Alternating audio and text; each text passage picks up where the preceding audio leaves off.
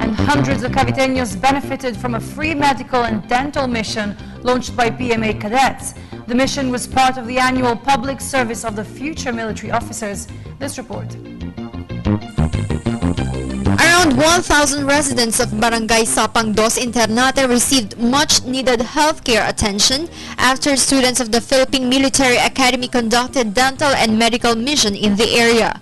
The PMA cadets also gave away medicines and offered dental services as part of their annual public service, which is also called as Civic Military Operations under the PMA Joint Field Training Exercises.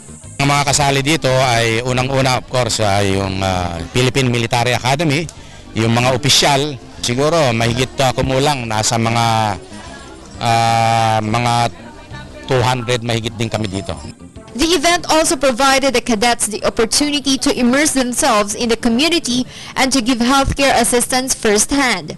Ang aming po mga proyekto dito, unang-una po ay meron po kaming yung half court ng basketball court ng Sapang Dos at yung fencing po ng ating daycare. Kasama na rin po yung flagpole ng ating elementary school. The mayor of Ternate expressed his heartfelt gratitude at the enormous assistance given to those in dire needs in his town. Kami po ay Port Class Municipality dito sa aming bayan ng Ternate. Ako po ay nagpapasalamat sa lahat po ng mga taong nagpupunta sa amin dito. Kagaya nga po ng mga PMA na kadete, dumayo pa ho dito sa aming bayan para gumawa nitong ganitong tulong para sa mga aking mga babayan. Meanwhile, a PMA cadet urges the Filipino youth to try the coming examination for those who want to become a soldier and a public servant to carry on the program in the years ahead. Kung interesado po silang mag-take ng examination para po maging kadete ng Philippine Military Academy, ay meron po tayong annual entrance examination exam.